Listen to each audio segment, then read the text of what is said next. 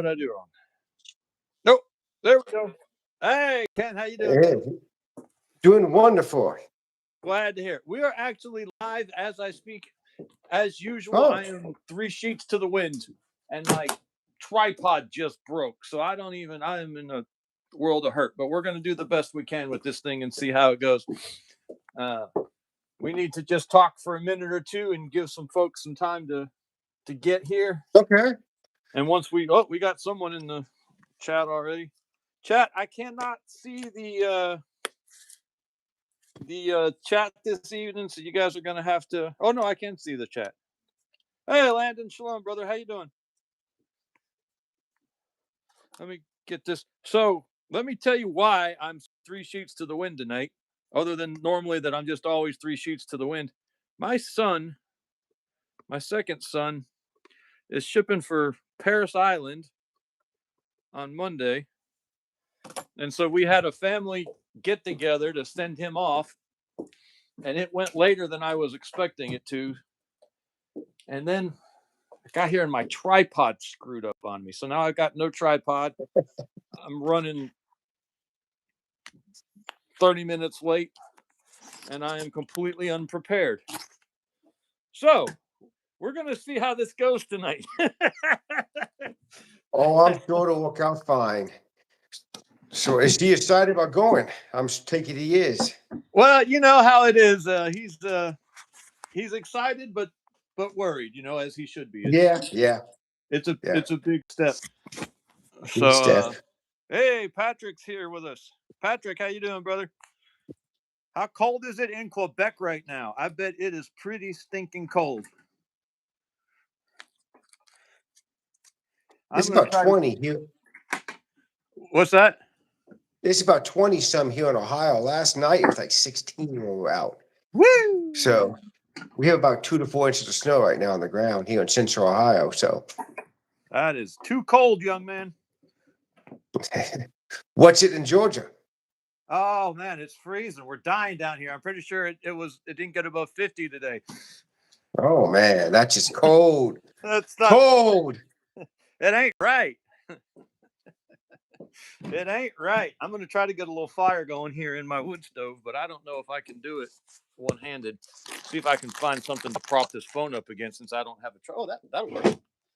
Since I don't have a tripod. Ken, let me introduce you real quick. Okay. This is Ken from Woodline Tracking. He is the author of... See, I got your business card on here, so let me get it off so that I don't give all the information. He is the author of the 4th Generation Knight's Handbook. You want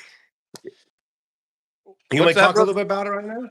Yeah, we're going to talk a little bit about it. So some of you may have noticed, well, Patrick's saying it's pretty cold up there. Oh, yeah, I got up to 30 in Quebec today. So we talked about this a little bit in a video. I haven't been doing many videos lately. I have been remiss in all of my responsibilities and duties as of late. And I have more time on my hands than I've ever had in my life, and I still can't manage it correctly. But I think we had a little video about an AR-15 project I was working on, and we mentioned this book in that. And I'm going to be doing some videos out of it at some point when I do videos again. But Ken and I thought it would be just cool to sort of talk about some of the concepts.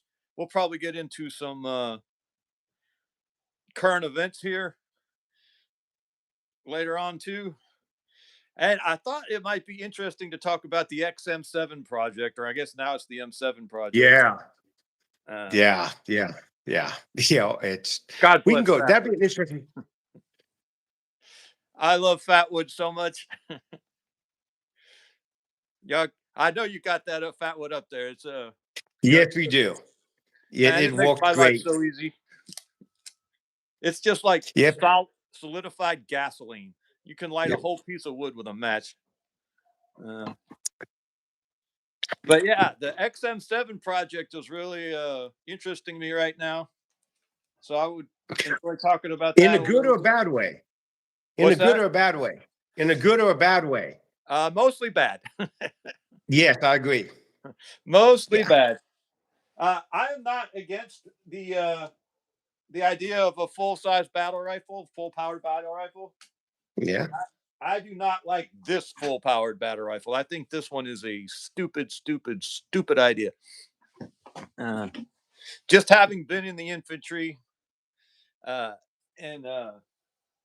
had to carry all that weight we carried back then, and now it's worse. They carry way more Yeah. weight today than we carried when I was in. So I was in the infantry from 95 to 99, and we carried about 60 pounds without ammo. And I think ammo added another like 10 pounds or something. Mm-hmm.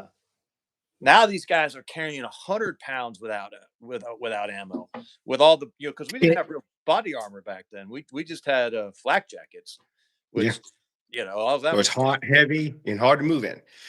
But it wasn't as heavy as these vests these guys carry today. I mean, they're carrying in some honest to God bulletproof vests today. So I am very much against the 13-pound rifle that, as far as I can tell, is only 13 pounds because some jackass wants a short barrel on it. So what is the barrel? It's like 11 inches or so? Yes, they've just reduced it to 11 inches. And they're talking about, now all this was on Cappy Army. You familiar with him? Yes, I have not seen that, but I do know who you're talking about. Real good channel, real smart guy. Mm-hmm. And he went and talked to the SIG people, and they told him that in order to get the weight down, they shaved the weight off of where? The barrel. And okay. The one place where you want weight, and they shaved it by making it a slimmer profile and shorter. Oh, there went my fat wood. And now they're talking about, in order to get the velocity back up from having lost from the 2 inches of barrel they lost, they're going to have to up the chamber pressure from the already astronomically high 80,000 psi.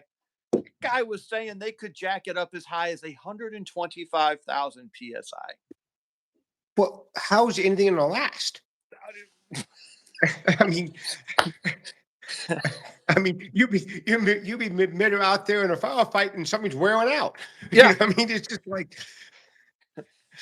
Well, so I don't get it. At some point, someone's gonna have to decide to tell these jackasses that a short barrel is just not that. It's not worth that. But I don't. Well, aren't they also adding like a different type of scope to it, or something that is like combined digital, like night vision and thermal and all this, of trying to combine it all into one scope on top of the gun, so that's having even more weight to the gun and more complexity? Yes. And shorter battery life. Yes. And more can go wrong. Yeah. Plus, I don't know how you would, if you're trying to add night vision to it, it's with the PVS 14 or something hanging off your head. It's good because I look around, I can see, but I don't want to be pointing my gun at the guy in front of me to see what he's doing. Make sense? Yeah. Your night vision needs to be separate from your weapon. Yeah, 100%. And I think it'd be a lot of information overload. I mean, I know I've been in some part of trainings where guys was trying to combine thermal and night vision on 2 eyepieces. Mm-hmm. And it was a lot of information to take in and process of trying to do task and staying fluent. It's just almost, it would take a lot of training, a lot of short line of people to be able to focus and to take all the information in, and so be able to function with your teammates, shoot and communicate and everything else that you have to do, Right. So you say that they're going to have a thermal and a night vision mode? That was my understanding of it, was basically you could do both, you know what I mean? And kind of like the clip-ons and stuff. And I know, I'm all for thermal and night vision, but, night vision, in my opinion, is probably the first thing you should have, because you can do so much task with night vision. You can see, you can shoot, you can target. Thermal is a good tool, but in my humble opinion, unless you're like a DM or something, it is kind of hard to put on your rifle and be effective with it, and more crap you got to carry. I can see having the point man or some guys for some thermal handhelds scanning and looking, but it's thermal, in my experience, can give you a lot of false readings if you don't know what you're doing or looking at, and you guys can think something's out there and it's not. That makes sense. I'll tell you a story. One time we were in a little patrol base, and basically this group was in a little patrol base, and basically they thought they kept on seeing heat across this ridge over here, and it kept on moving. It kept on moving. And like, what the heck is that?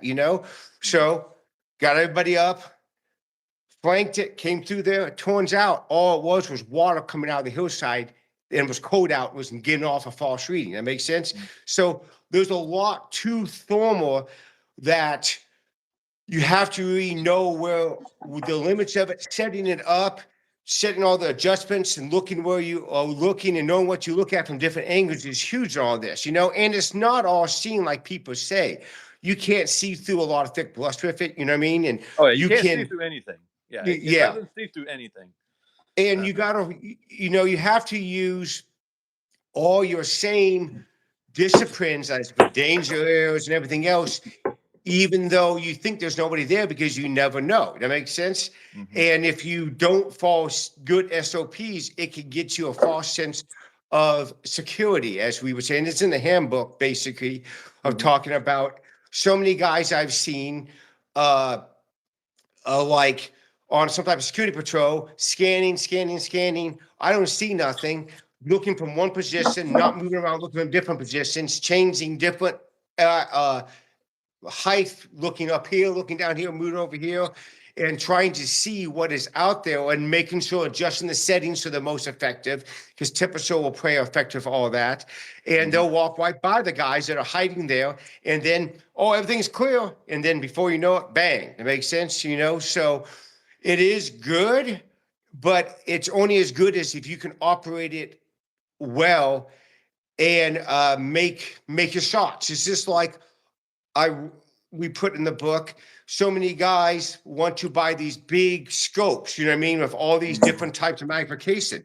The problem is unless you have something like an AB software or something that you can box your target, and it tells you the distance and does the dope and adjusts your sight, how do you know how far away that is? Now, if you have just a simple like 1-4 or 1-5 power, you're not going to outshoot it with an AR or an AK. That makes sense. It'd be dead. You know what I mean? It'll be someplace close in the target. But if you're talking, you're on 25 power, 30 power, how do you, and that thing's far away without range finding it, how do you know where it's at? That makes sense. So again, there's a lot of issues through my experience of all this that come up when you're not really well trained on it, is what I'm trying to get at. Keeping it simple is best. The handheld units work a great job of scanning and seeing, but by far, I'm a big fan of just buying a good night vision and starting with it, and learning to use that and become effective with that, So I had extensive experience with thermal. We called it thermal back then in the 90s. But I had extensive experience with a really, really high-end system that was on the tow missile.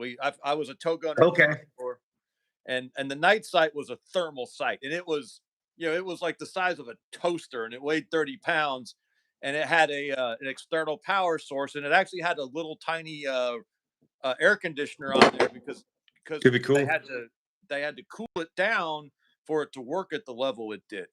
And if they had thermal that worked like that thermal, that was usable as a set of night vision goggles, it would be amazing. Total game changer. That thermal was unbelievable. I could read the name tapes on guys' camis at 1100 yards. Yeah. Because the color, the color of the stitching gave off heat at a different rate than the color of the background. That stuff was amazing. And I'll tell you, my favorite story about thermal, and I'm gonna tell you this story to then agree with you. By the way, I'm about to come back around and agree with you. Okay. Yeah. So we were out one day training, and we were coming back out of the field, and we were a tow platoon that we were all tow gunners. I think at that point we had some combined arms, so there was some 50 cals and some Mark 19s, but the main purpose of the unit was a tow platoon. We were an anti-tank platoon. Mhm. And so we were coming out of the field, and we had just parked next to this LZ, just to sort of form up and head back to the rear. And in the LZ, there was what we used to call a stay platoon, and I don't remember what it stood for, but it was like a baby sniper platoon. It wasn't Mhm. like the real deal, full on Marine Corps snipers, but they were like a somewhere up there. Okay. They were like Like a a DM or regimental. something. Yeah, like a regimental level. They were more than a designated marksman, but they were less than a Okay. sniper. Okay. And they were doing that training where they all have to like hide out in the field, and there's the Okay. guy on the back of the truck with the binoculars, and he's trying to Mhm. find them all. Mhm. Uh, and so I saw that, and so I jumped up in the gun, and I turned on the night vision, or the thermal, Mhm. and I started scanning. Well, I scanned it with the optical sight first, and you couldn't see a thing. They were Sim. out. They were in ghillie suits and the whole 9 yards. And so I switched it to the thermal, and I could see. I couldn't see anything except these little glowing bright red dots. Okay. Most thermal today is black, grayscale, black to white, but that one was red to black. So the hotter it was, the Okay. redder it was, and it actually would Yep. get Or white all the easy. way at the top end, but that was like blazing hot. So I saw all these little blazing red discs all over the LZ, and I couldn't figure out what the hell they were at first.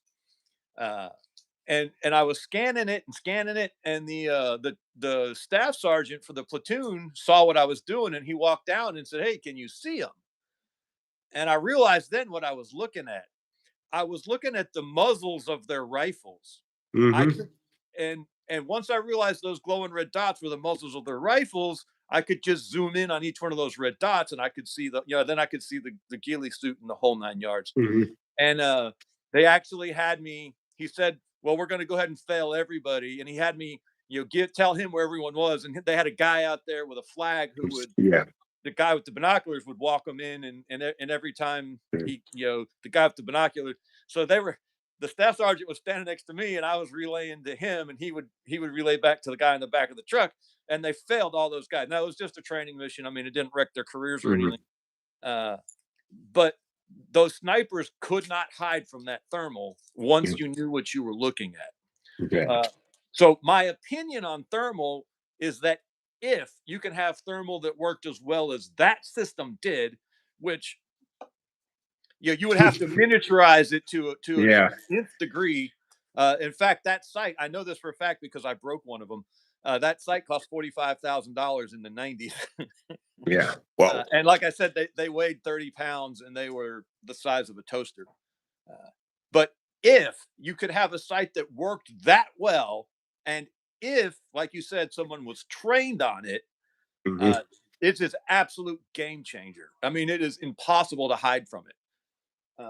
However, I don't know that it's possible to have a man portable, a tactical, site that works that well. That would be the size and weight you need it to be. Mhm. That now this was in I got out of that in 1999. Uh, Mhm. so I mean 30 years now, whatever it's been. Who knows how the technology's changed? But I don't Mhm. think it's changed that much that you could take a system like that and have it be a wearable, tactically viable system or not.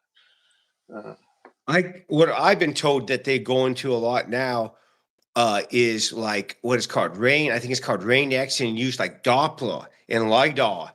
And basically you can see through objects with it. mm, And um, like police, they'll go and put it like on a house, but you gotta have a warrant to do it. And but yeah, basically, it would tell you everything that's inside the house using mm, like Doppler radar on it. wow, I guess that's where the newest thing is going to is again because again, thermal, it's a camera. It's hard to see through objects as we're talking about, but you can see if you can see enough heat behind it that gives it away, through the mhm, the netting and whatever, and it has enough magnification picture you can make out what it is, and not a blob, as the lower ends. And you can carry it and use it. But I guess that's what they're going through now is that type of technology. I know a little bit about it and seen it a little bit, but I guess you can see through some of the units at 100 yards through a house Hmm. and make out what's in the house. Wow. Yeah, yeah. But no, I'm sure that's got to this be is high powered dollar. by a van, though, huh? They put it on a tripod. Is what they put it on a tripod, and basically it's like this big, and then they point it at the house. And again, the police have to have a search warrant to use it, otherwise it won't hold up in a court of law. That makes sense. It's not no handheld unit, but I was told by a little birdie that would know that they all working on it and they are trying to put it in an egg hog. Oh, wow. Yeah, I will. I can't go no farther than that, but I can't really say no more than that. But that would be game changer if and when or now or whatever. It's in progress. Let's just say. That makes sense. Yeah.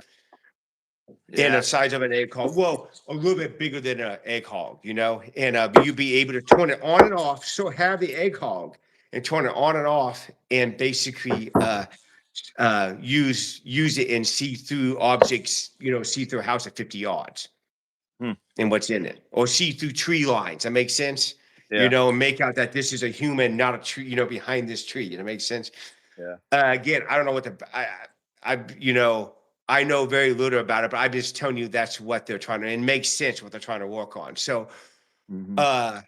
thermal is cool, but it is being left behind by other technology. And again, what can the average 2A guy buy is probably limited to a couple $1,000 unit. That makes sense. That isn't so big because, again, like you're saying, you get this big honking unit.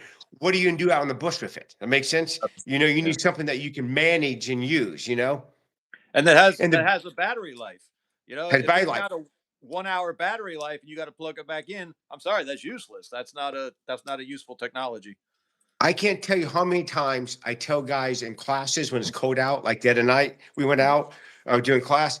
If you bring it out thermal, you need to make sure you have a big battery pack, because the typical like 1, 2, 3 batteries, like the whole two, and some of them, they'll be dead in under an hour because it's so Wow. cold, it'll just drain it. You have to have like, a 6,800 mega amp battery pack on it. Otherwise, it will drain it fast within an hour, just what comes with it, because the cold just it doesn't affect night vision. I've never seen it affect like a PPS 14 like that. But when it comes to thermal, it just drains the batteries fast. So yeah, because thermal actually works off of the heat differential between different objects, and I think when it's colder, it's harder to pick that up. There's just less heat differentiation. But man, it was cool. I used to be able to see like the camo patterns on Humvees. I would look at the Humvee and I would see the camo pattern. You could see details like you were I mean, at times it would look just like you were looking at a picture. Yeah. Just all the colors in the picture were from red to black. But then And on a TV screen, yeah. Some things would just be completely whack, but not much. We used to track rabbits out in the desert with it when we were doing our desert warfare training. We would track rabbits and see who could follow the rabbit the longest. And it was like looking at a red rabbit. And you would see the hairs and the whole 9 yards. Even looking at trees, you could see the leaves and the twigs and everything. But if there was a really, really hot heat source, it could obscure all the details in its immediate vicinity. So like, mufflers, tailpipes, and the Marine Corps Humvees had those mufflers that stuck up past for fording water and stuff. So the mufflers all came up past the top of the truck, and that muffler would just glow so white hot, that it would obscure kind of everything right there in its vicinity. Faces were really weird. You couldn't recognize a face at all because the eyes were just black. The whole eye, but then the brow, the cheekbones, they would all glow really, really bright. So like you couldn't recognize someone's if you saw a face through the thermal, and then that guy walked up and said hello to you, you wouldn't know who you wouldn't recognize. Uh, but it Yeah, was a really that cool technology. But I haven't seen that it's ready to get mounted on a rifle yet, or I've even not seen it. The most I've seen is I've seen a Thor whatever unit was. It was like a $10,000 scope, and it went up to like 42 times X, and it had AB software on it where it would box a target, do the dope. You know what I mean, at the distance of what the target was, and but it seemed like if I remember right, if we got past like 30 times 30 magnification, it would get real grainy. You know what I mean? It would get real grainy on what we were looking at. But it was like big. I mean, it wasn't nothing you wanted to walk around on an AR and AK with, you know, or hang around your neck to look. You know what I mean? So it was good for a fix for a shortened job, but I wouldn't necessarily I wouldn't want to go patrolling with it for a long period of time. Make sense? Yeah. You Hey, know? real quick, Les, if you're still in the chat, you just said Sharon was in a lot of pain. I'm sorry. Oh. What's up, brother? Can't stay long, but Miss Sharon will be along soon, still in a boatload of pain. I feel like I've missed something or I've forgotten something I should know. And tell us what's going on with the pain. I do know I've got some emails from you that I haven't caught up on yet, Les, and I apologize. I was just checking my email today, and I saw some of those that I hadn't seen yet. So if I've missed something I should have seen, I apologize. Please update us. So for those of you who've just joined us, and it's a light night, we've only got 10 viewers. I'm not doing Ken justice for the amount of work he put into this thing, but we're actually talking to Ken from Woodline Tracking, who did uh, our Knight's Handbook here, and we're sort of going to be talking about some of the tactical issues around that. And right now, believe it or not, it sounds like we're talking about thermal, but actually, what we're talking about is the Army's new M7 rifle, and we just got off on the scope, and so I'm not kind of done talking about that yet. I haven't actually heard what the battery life is on that scope yet. I'm guessing a vast amount of the weight of the scope is going to be tied up in the battery because you gotta.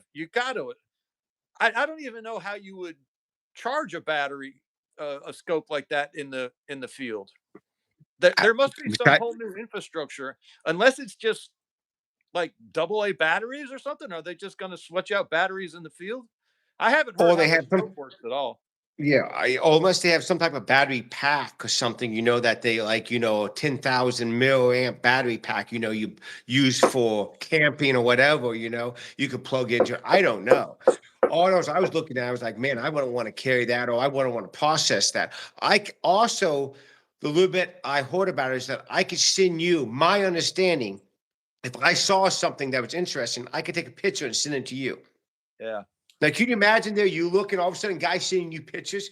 You know what I mean? It's good, but it can also be overload on trying to Total process of what overload. you're doing. You know what we're trying to do here. You know what I mean? Especially if Yeah. it's something stupid. Look at that scroll over there. You know how it is. Yeah. You know, like no, Oh pay yeah. attention. You know what I mean? You know, Yeah. We used to it's, do it's this stupid stuff where we would get on the radio and we would start calling in weird stuff. And by the time you got done with the description, we were calling in Santa Claus and the Magic yeah, School Bus, and yeah. we were just being jackasses with the radio. Imagine imagine if these guys could be sending each other pictures on their scopes. They're going to be taking pictures of Yeah, their junk and 100%. Yeah, take look at this. yeah, I mean, it's just going to be awful. Yeah. And also, let's just think about this. Our adversaries could be like China or Russia. And what do they have? They have ways to block this, to break this, to jam this. I mean, you know what I mean? or We need to or think hack into simple it. or Or hack hack into it. into Yes. it, which would be even worse. Yes. That would be a bad day. Um, so, I mean, I'm a big fan of the egg hog, you know, and all that, you know, simple, easy, just be fast and accurate, good marksmanship skills, good discipline, you know. Mhm. Um, But I am concerned about the rifle too, because like you said, just the weight.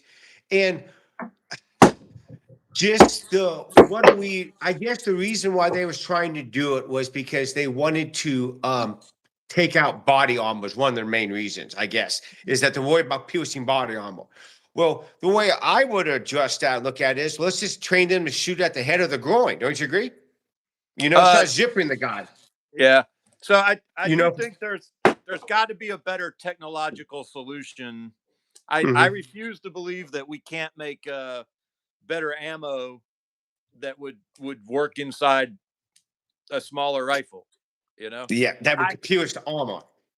yeah, I am all about some DMR action. I love the Hmm. idea of every fire team or every squad having a guy with a full size battle rifle with the 800-yard capability. I think that's a great idea. I do not understand.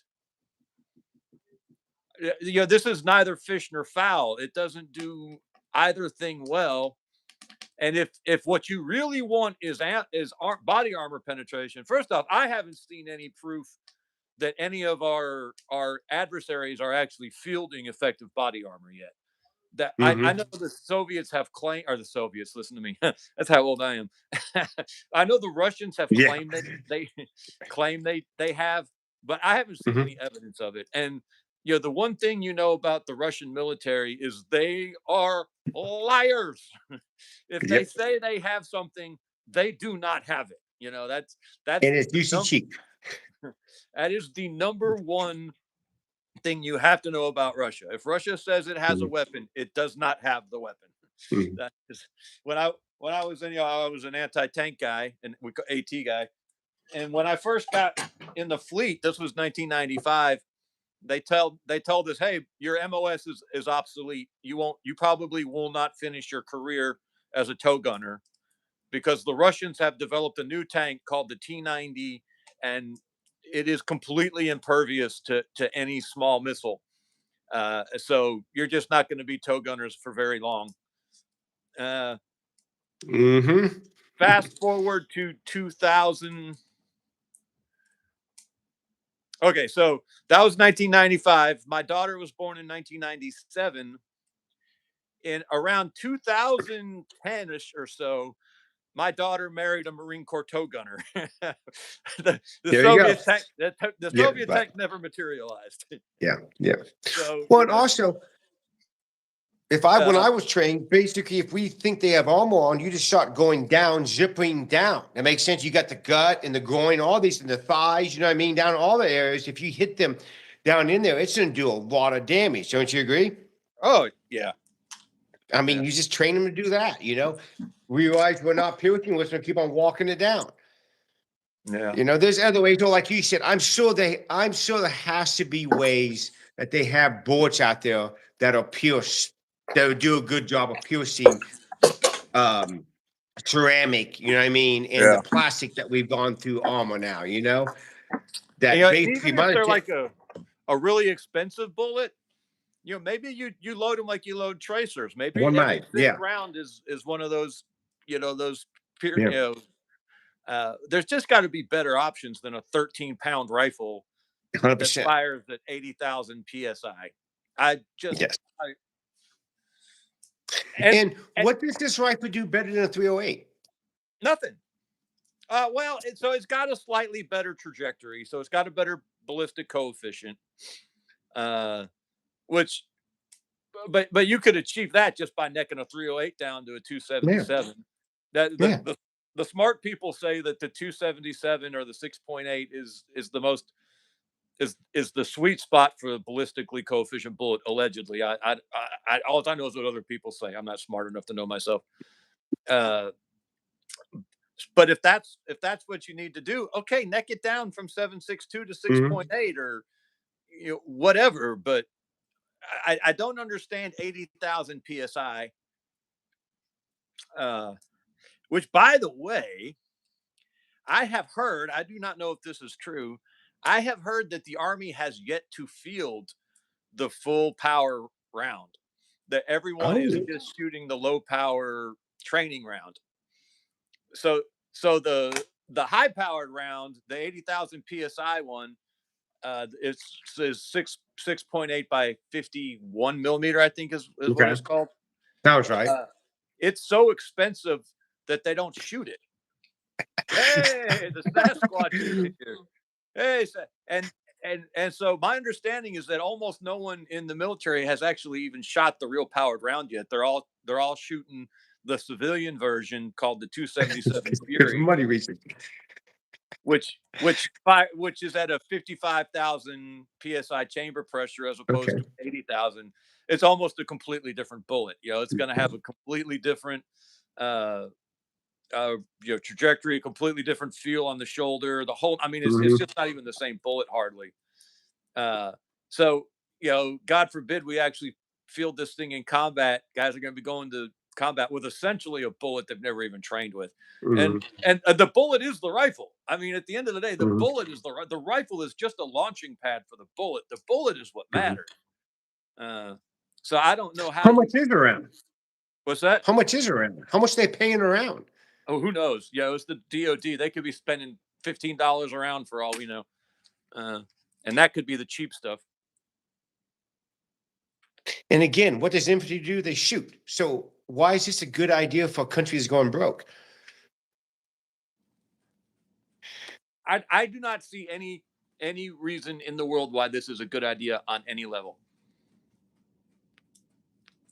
Like maybe there's some validity to some of the underlying reasons of some of it. Okay, you know, I think the ACOG proved that optics are a good idea.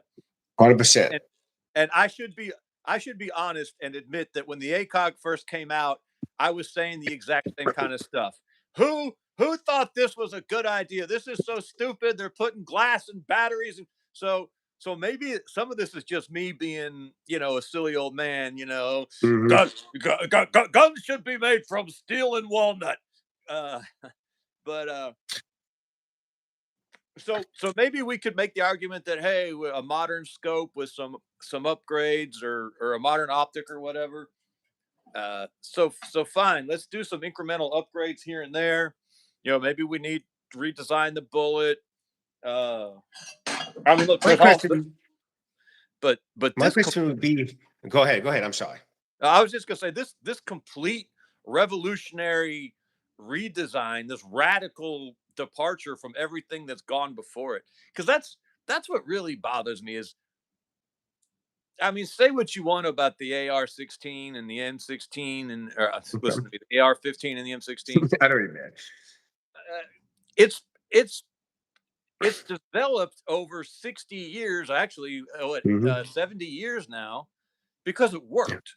And the Mhm. concept of a light, handy rifle that's good out to 3, maybe 500 yards, depending on which branch of the service you want to talk to. That that standard has evolved because it was effective. No one was looking for that rifle when it came on the scene. The Army was fielding the M14 or the M1A1, Mhm. whatever you want to call it, and the only reason why that AR-15 got adopted is because the Air Force had it, and it was in the supply system when Vietnam was just falling apart, and they needed some better solution in Vietnam than the M1A1. Uh, the Army didn't want it. The Marines didn't want. No one wanted that rifle except the Air Force, and the Air Force only wanted it because they wanted a space age looking M1 carbine, because that's Okay. what the Air Force used, was the M1 car. That's all they needed for airfield Mhm. security. Beauty, And yeah. so they just wanted a space age looking M1 carbine. That was it. And then, just out of sheer panic necessity, they have to press this thing into service in Vietnam. I might be oversimplifying this a little bit, but not much. This is the basic story. So no one was. It's not like someone at one point said, we're gonna have a whole new doctrine. No, the AR-15, uh, the intermediate cartridge, that developed organically, and it became the standard despite the DoD procurement system. Uh, so so that's an effective concept. It's a proven concept. This thing. Say what you want about Vietnam. We lost 56,000 servicemen. We killed as many as 6 million Vietnamese. Now Mhm. you can say we lost that war if you want, but them some pretty good odds. that that the tactical concepts were pretty effective. Same thing in Iraq and Afghanistan. You can say what you want about whether or not we won the actual wars. We killed our enemies a literal ratio of a 1,000 to 1. For every man we lost, we killed 1,000 of them. Now, some of that was due to our how good our medics and corpsmen and in our emergency medicine, trauma medicine. Some of that is because we just had so many fewer casualties just due to how Jeez. well we could save We people's could lives. get them off the field, bro. But still, 1,000 to 1, we're whacking these guys, and we think we need some kind of revolutionary change. I struggle with that. I struggle with Well, that mightily. how much difficult being an instructor? It's gonna be more difficult to train these guys on this heavier, more recoil rifle than it is the 5.56. So how much more time are we have to devote to now training people on this, And obviously it's gonna be more mechanical problem because every time they bring a new gun in, what is there? Mechanical problems, Yep. especially, and these guns aren't shooting 80,000 PSI. Can you imagine? I mean, I would hate to think what the lifespan of this stuff and the parts on this gun is going to be, especially if you said they take up to like what, 120? They were He talking said about taking up. he said that. Yeah. Now I just heard that was Cappy Army, and it was kind of like an aside. So he Okay. may have said something like we could take it up to 120. Okay. He could have said the gun is like rated for it, but he said he was talking about, yeah, it was a possibility of going as high as 125,000 psi to try to get back some of the velocity they lost when they cut another 2 inches off the barrel to try to save some weight. I mean, this whole thing is just a boondoggle. I mean, it's just stupid. I mean, They I got can imagine the armor with the barrels he'll be placing at that press will be huge. And let's ask a question. In Ukraine, what are they using? they're using 47, the 74, a 47, 74. and the 5.5, the AK. I mean the AR. That makes sense. Yeah. And is anybody over there wanting a bigger rifle? Nope. No. They're So they're in Sasquatch is bailing. Hey, Sasquatch, I'm sorry because of the way the dual screen works. I can't see comments very well, so I apologize if I missed something, Sasquatch. But it looks like he's leaving. So have a good evening, Sasquatch. Sasquatch is having some health trouble. So those of you oh, who are praying men, keep the Sasquatch in your mm-hmm. prayer. Uh, Roger that. so, but yeah, whew, God, 6 viewers. We're gonna have to start tap dancing or something, Ken. We're just not interested in the people very much this evening. I figured they want to know about the new guns. I mean, everybody likes guns. Yeah. What the heck, man? Yeah. I mean, we're not talking about like here in Ohio, the Buckeyes are playing tonight. I'm not a sports fan by all. You probably heard the Buckeyes. I call it Buckeye fever because most people in Central Ohio are Buckeye nuts, and they're playing some type of championship game tonight. So everybody's like, "Let's watch the Buckeyes." I'm like, "Yeah, you can go ahead and do that. I have better things to do with my time than watching." I'm not going down the path of your father, Yeah. but yeah, I, I'm a but I'm a social sports fan, so I mhm. do live in the South, so I'm required by law to care about SEC football. I'm not Okay. allowed by law to ignore it. Uh, and and then if I have a mild interest in the Atlanta Braves, just because where I live and I like Yeah. baseball, so I'm a mild Braves fan. I used to also have to follow NASCAR because that was also a legal requirement for living in the South. You weren't Okay. allowed to stay here if you didn't at least keep up with Dale Jr. a little bit. Uh, but now that NASCAR is not as popular anymore, I've been able to let Yeah. that one go. So, sports are not my thing either. But, And I'm not against anybody that likes it. It's just right? not Yeah, my cup of it's tea. not You know my what I thing. mean? You know, but yeah, I don't know if they're winning or losing. I don't know, but I guess it's the Big Ten championship. I think it is going on right now. So I think they're playing Indiana, if I remember right. But Oh, I oh, don't oh, know. oh. Yeah, these are the two undefeated teams, right? Yeah, I think so. I think you're. Yeah, I know the yeah. It is Buckeyes a big haven't game. lost, but yeah, but Normally the biggest game around here is Michigan, because that's Ohio's rival is Michigan, and that was Mhm. last week. They went up to the big house, I think it was called, and played. So they Uh, won. The Buckeyes won. So oh, it's a, cool. yeah, it's big around here. Everything is Buckeye in Central, or in Ohio, every place. So it's a big thing, kind of like what you were talking about, Atlanta or whatever, teams Mhm. down there. So it's your culture. I just don't get big into it. Not saying Yeah. there's anything wrong with it. I just have better things to do with my time. So I I think think it's more fun people, when my team wins, but I don't follow it yeah, myself. I don't watch yeah, games. I tell you what I do like to do in the summer is if I'm working on something, I do like putting the baseball game on the radio and having okay. it in the background. The baseball works pretty well over the radio for some reason, and so if it's in the background of something else I'm doing, I enjoy that. Uh, what is Exodus 365 here saying? I am always learning how to do something new. I learn quickly, so I get bored fast. I do not like repetitiveness unless it's breathing or eating or waking up. Someone else has worked with a dude from Ohio. Okay, they're talking about the sports. Yeah. Okay. Okay. Anywho, so I think we're both in No, agreement. The M7 is a terrible idea. terrible idea. I mean, isn't the cartridge like three parts? Don't they make the cartridge is made differently than the modern cartridge? Yeah, it's a plastic case with a steel base. I think it's steel. Yeah, which No, go ahead. well, no, that's I was just gonna say. I thought one of the reasons why they couldn't get away from brass cases was because the brass takes so much of the heat from firing out of the chamber. Mm-hmm. Mm-hmm. Uh, and I wonder, is the plastic just leaving all that heat in the chamber? Because they're wanting to use this same round in a light machine gun. They want to replace the 240 with this new thing called a 250 that's going to be shooting the same round. Which the round probably makes sense in the light machine gun. Mm-hmm. But if it's this same plastic bodied thing, are you leaving all that heat inside the chamber of a light machine gun? Because heat is the number one problem with a machine gun. That's why you have to change Mm-hmm. out barrels because they get too hot. So are you going to have to swap barrels quicker now because you're not removing all the heat with the brass cart? Surely they've thought of that. I mean, if this ignorant hillbilly in my double wide trailer can think of that, surely the DoD has thought of that. But Yeah.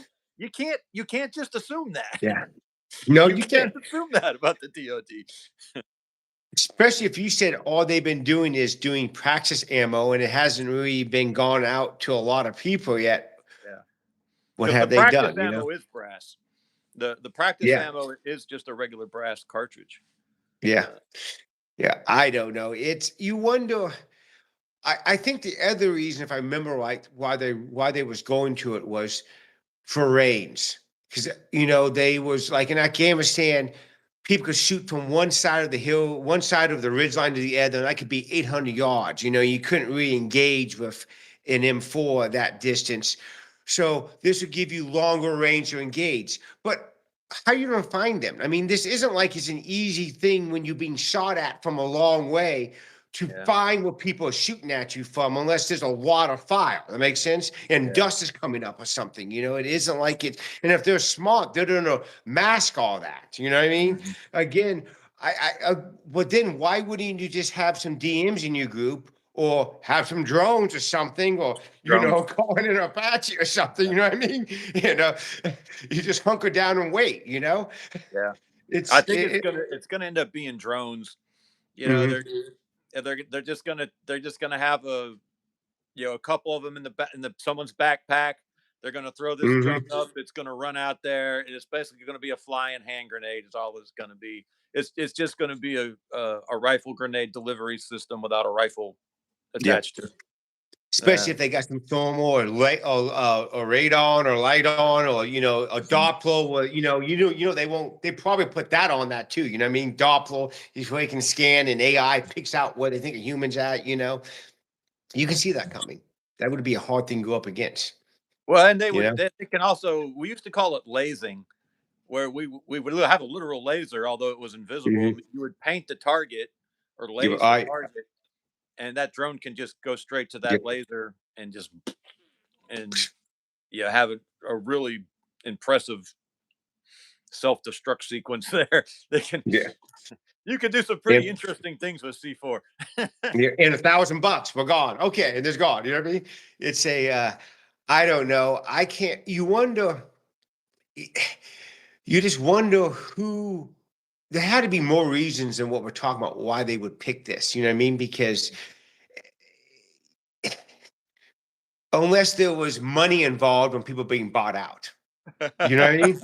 Well, that's Think what about that. everyone always says about SIG. Oh, SIG, they just bribed everyone in the DoD. Yeah, I don't know. you think about that. You wonder how many people's pockets got lined to spend a bunch of money on a new, because that's what basically, how do you want to say it, the war and all these manufacturers are. They just make huge money off this. You know what I mean? And basically, it's all politics and how much can we sell and how we make more money. It's we kind of lost the economical reasons of doing everything, but hey, I guess money what drives everything, don't it? Yeah.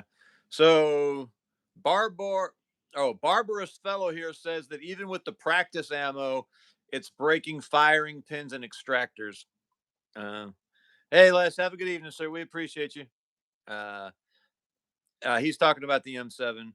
And then Exodus 365 says, last time I went to the gun range with a new revolver, iron sights, I put 9 rounds through 5 holes and a 1-inch diameter pattern at 40 yards. No, that's pretty good shooting. Yeah, that's impressive. Yeah, Yeah, that's not that's bad. impressive. Oh, I have to. Freestanding or rest? Oh, that's a good question. He doesn't say. Freestanding? Yeah, Oh, he doesn't say. Uh, I just sold a revolver, and I know I'm going to end up regretting it. But I had an old Ruger Security 6 okay. that I just wasn't shooting anymore. And a buddy knew I had it, and he asked me if I wanted to sell it.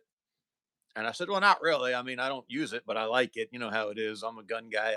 I like all the guns. And he asked if I would trade it to him for 75 silver quarters. And I said, yep.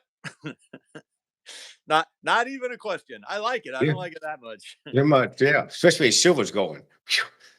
You know. He actually, though, he called me back a few days later and he says he wants to trade back now. So I might have to, because I told him when we did the deal, look, if you don't like it, I'll take it back and Okay. give you back your quarters. So if oh, Anarchy Television's here. How you doing, sir? So if he does bring it back, I got to give him back his silver. Hmm. But I think we did the deal when silver was like at $45 an ounce or something, and now It it's was at the 50. 58, and it's Yeah, about to be at 60. yeah, and What probably about? not going to stop. I think it's to keep on going up, don't you? Oh yeah. Let's see if I can get my wife's attention real quick and get her a glass of tea. Hold on a minute. Talk. You got to Okay. entertain the people by yourself for a All second, Ken. right. Well, this is the first live stream I ever done, so Yeah, I'll that give my that means best. you got to talk. Yeah, talk. Okay. Well, we'll talk about something. Well, since we're going down the path of rifles and thermal, let's talk about night vision. Uh, what do you guys think? White versus green. I know it's an interesting subject. I know most people think they like white better. I've spent a bunch of time underneath both, own both, and I think that the green is a better product than the white by not by a lot, by a little bit. Here's a story about that. Last night we were out. I was out doing a class, and there was two guys that have white, two guys that have green. And here in Ohio, it's very snow covered. And basically, at 50 yards, the guys with white was having a hard time seeing the targets, where the guys with the green were seeing the targets. And this isn't the first time we ever experienced that with the different colors of night vision, that the green seems like colors do not affect it as much as it affects white, and you have more context because there's more color that the green can pick and make it a better image for you can understand. It doesn't look as flat. Because like last night, they were trying to see the targets about 50 yards, the guys with the white, and they couldn't see it. Every guy at the green could hit the target. So again, I'm not telling you that you shouldn't buy white, but there is, in my experience, that the green offers a better because you use more colors and it seems like you can see more contacts over white that I don't. It's not like it's a huge difference, but it's enough that you will notice it in different colors and different environments that I've seen multiple times of using it, that I would recommend people buying green over white. I know that goes against the cutting against the grain, but I have to speak truthfully what I've seen and experienced, you know? So I've never used white. I only ever used the green. I did Hmm. most of my night vision with the 14. 7. Was it the 7 Bravo? I guess it was the 7 Yeah, Bravos. just one. Yeah. Yeah. So they had the 5 Charlies when I first got to the fleet, but we were getting ready. I literally helped them pack up the 5 Charlies to ship them off to trade out for 7 Bravos. Hmm. Uh, so I spent a lot of time with the 7 Bravos, though. Uh, and they were really, really effective. If it's gotten better since then, it's really good stuff because with the 7 Bravos, you could do just about anything you needed. They were awkward to shoot with, though. I will say, Hmm. because we didn't have lasers. We just had we were trying to use our iron sights with the 7 Oh, Bravos. that's That was tough. That's that tough. was tough. That's tough.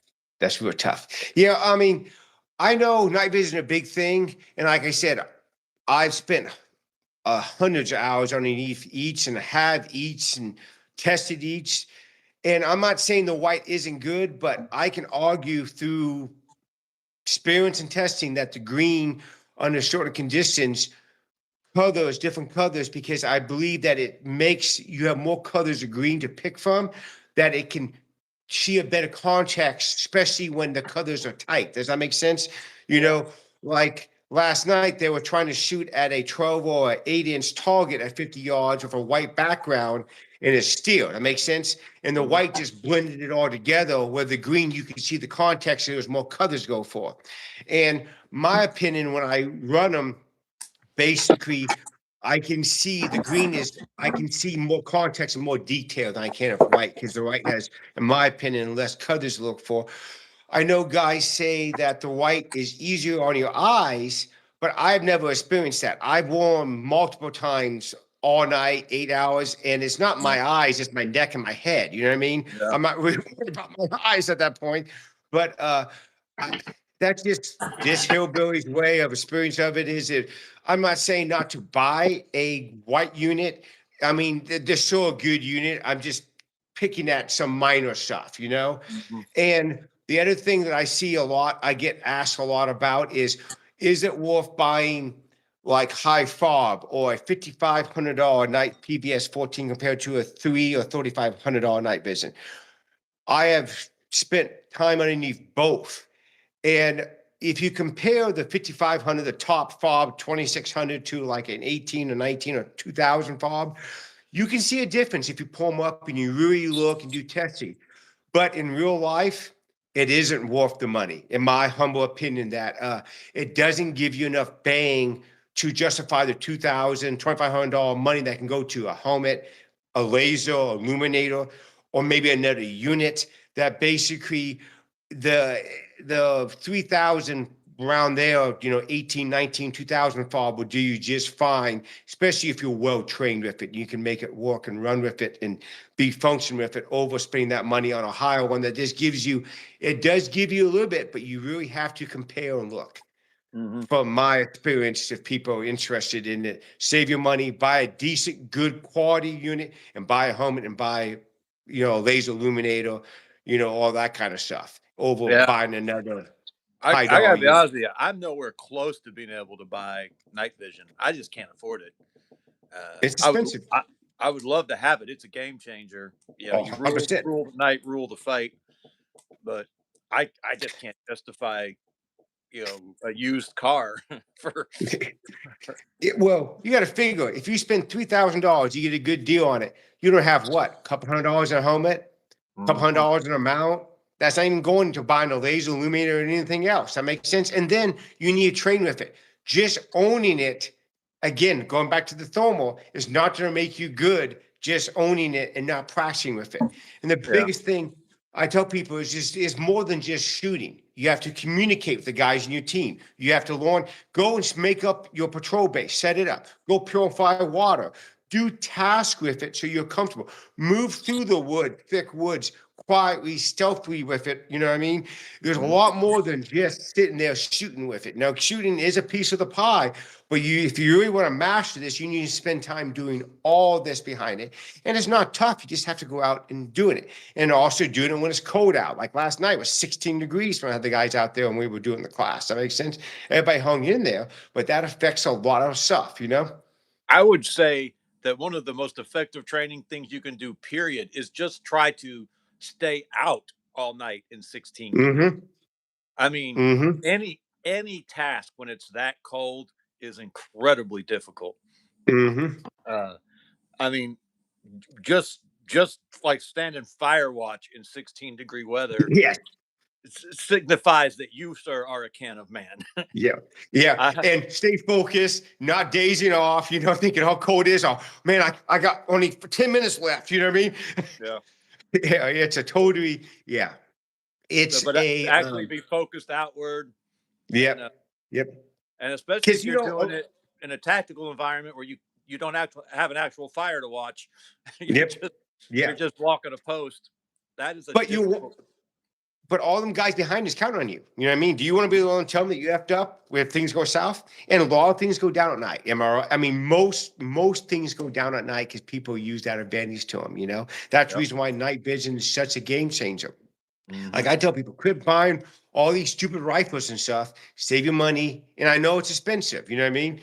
But Hmm. to get a pair of and people ask me, well, should I save up and buy like a duals? And I said, if you want to know the difference between duals and a PVS 14, like a PVS 31 to a 14, is take binoculars, look Hmm. out in there, dual, and then close your eye and take away and look one.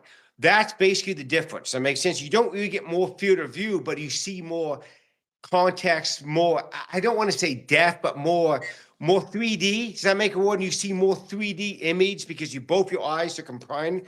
But that's a lot more money. It's a Hmm. lot more on your head.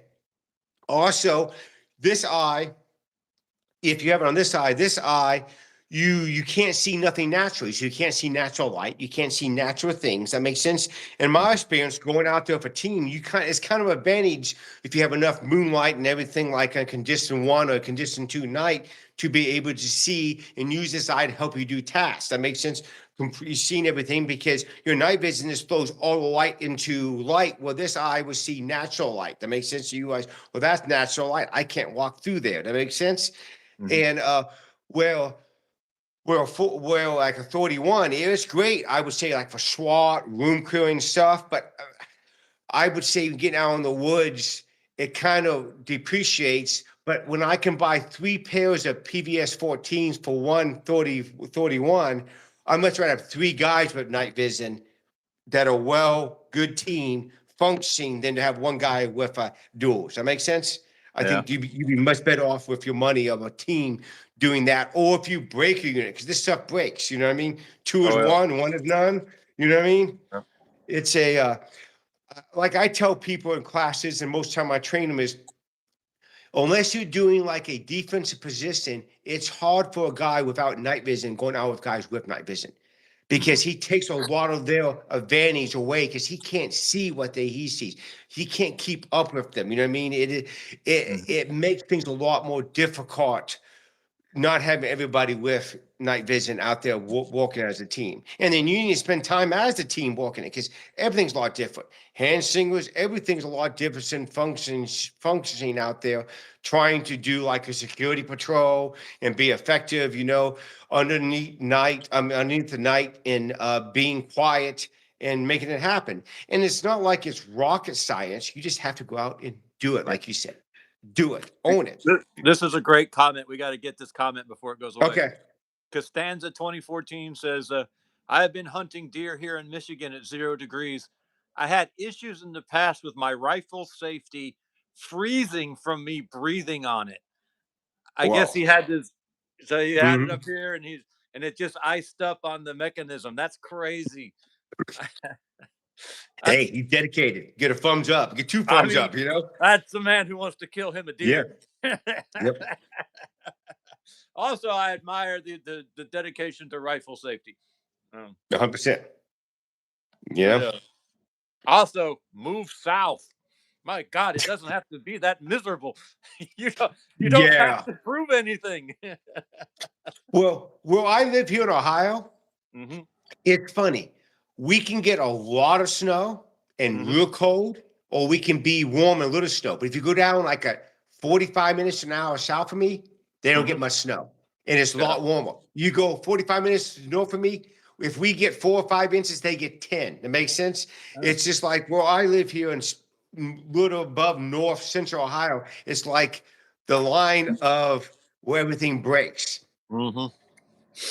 I kind of live in an interesting little area like that myself, where so we live on the eastern side of the Appalachians.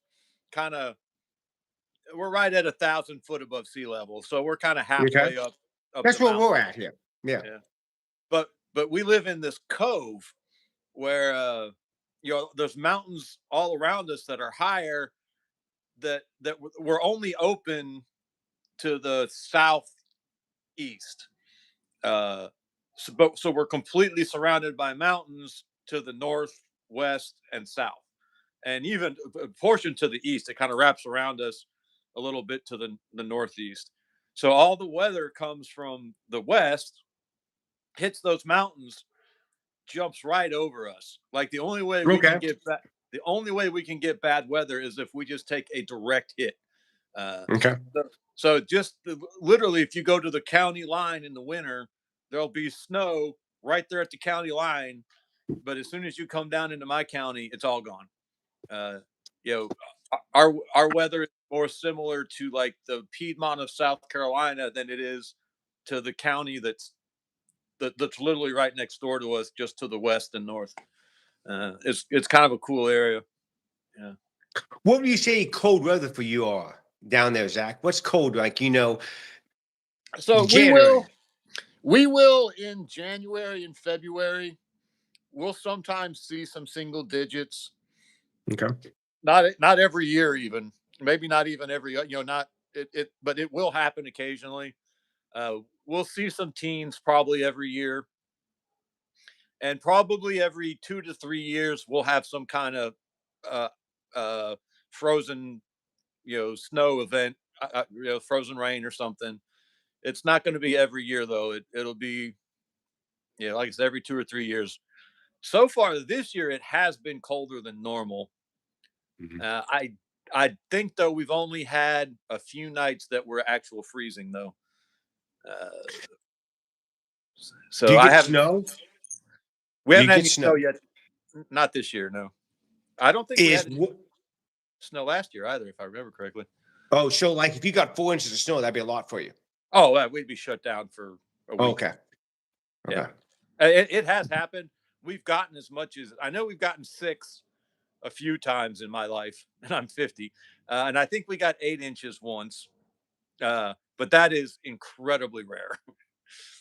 It's kind of like me saying I can remember getting 24, 30 inches, you know what I mean, a couple of times here where I live. But Yeah. yeah, it's unique. Ohio is so, I mean, Ohio, but America is so big. When you go to other countries, I don't know if you've been to other countries or not. I think you have. Um, it is so different because we have so many cultures in America. That makes sense. You can go to different states where you go to some countries, everything's the same. That makes sense. Hmm. It is a unique Yeah. experience here where you're talking about getting 4 inches is a lot. Well, here, that's just, maybe a one night of an average night of snow. That makes sense if we snow, we just start off and you move on. Hmm. And Yeah. if you No, go if we up if to we like got those 4 inches, man, we're shut down. no, It's like if you go up to the lake, up to a Lake Erie, man, they'll get like 2 feet in one night. You know what I mean? This is a lot. hmm Yeah. That's like 2 hours north of me. So All right, let's catch up with these comments because the comments are frequently more interesting than I am. Okay.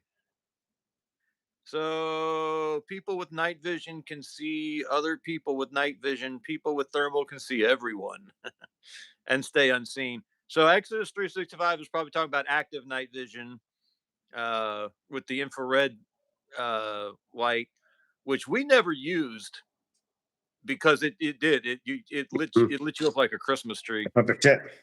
And the only time you really needed it was in absolute no light situations. Uh, but who knows what's changed in the last 30 years. Uh, let's see. I mean, I think suggestions and explaining that, hey, I can see this thermal on my phone. Why can't you put a flip screen on my helmet instead of these 20-pound helmet night vision? Yeah. Well, the problem with thermal is it's like a TV screen or a camera. It is hard to focus trying to move while looking through night vision, is like looking through a Right. scope. That makes sense. Yeah. Not saying it can't be done. It's just a lot more difficult trying to. And then you have the refresh rates like 30, 40, 50. You know what I mean? Whatever that is, to keep up with your movement. Well, night vision is just looking all the time. And again, as you were talking about, the more money you spend, the much better it is. But the problem is, we're talking American citizens. Well, $5,000 scope thermal would be a lot of money. Don't you agree? Big deal. A Big big deal. deal. You know what I mean? And especially when you're talking about a scope that you're going to hopefully never in your life ever have to use because it's for protecting your faith, family, Hmm. freedoms, and God willing, we never have to do that. So I've only owned a few cars in my life that cost me more than $5,000. I mean, Okay. that would be a really big investment for me. Uh, so it's just difficult for me to say that I would ever be able to pull that off. Uh, It's a lot of money for, yeah. Now, like I do tell people, if they don't have they're not really into all this, but they want to protect their family, go and buy an $800 or so thermal optic, you know what I mean? To mhm, scan, like someone's go down to scan your yard would be huge. Don't you agree? If you're nervous about something, and there's only $800 that you can actually have some combat advantage of, if the lights go off, that I can scan around my yard and around my house to see if anybody's there. That makes sense. Again, as we mhm. talked about before, you should go seek out training and come up with a training program so you can be proficient with it, so you don't walk into something because you think it's safe and it's not. You know what I mean? It's but for that kind of route, that they're all economical ways of making it work, is just know the limits of it and know what are you going to use it for. Does that make sense? Mhm. And now here's an interesting take on it. You know what? Let's introduce you again real quick. Hold on a second. I'm pouring Okay. myself. I was supposed to go get sweet tea. Instead, I got myself root beer. Okay. I'm a bad man. We are talking to Ken from Woodline Tracking, the author of the Woodline Tracking Fourth Gen Knights Handbook. Where can people get this, Ken? Right now, I'm very old fashioned. You got to go to my webpage, woodlinetracking.com. Okay. I'm hoping next year to get it set up where you can just click buttons and order. Right now, you got to email me. Mhm. I will email you back. You basically send me a check. I'll mail it. I trust you. That makes sense. This is a trust thing, and Mhm. we'll go. It's just, I'm a generation, old generation extra, that in my whole faculty of people, we're all this old. That makes sense. So we're not necessarily modern day internet savvy. But my goal is, I am working on with somebody to hopefully he'll get next year where you can just click a button. I send it to you, take your credit card and do all that. But Woodline Tracking is where I am at right now.com to get the book. And yeah, I know it's kind of pathetic, but that's just where I'm at, Well, yeah, we're old school. My favorite part you know, about the book is the Oliver Cromwell quotes on the front page. you Oliver like that? Cromwell Yeah.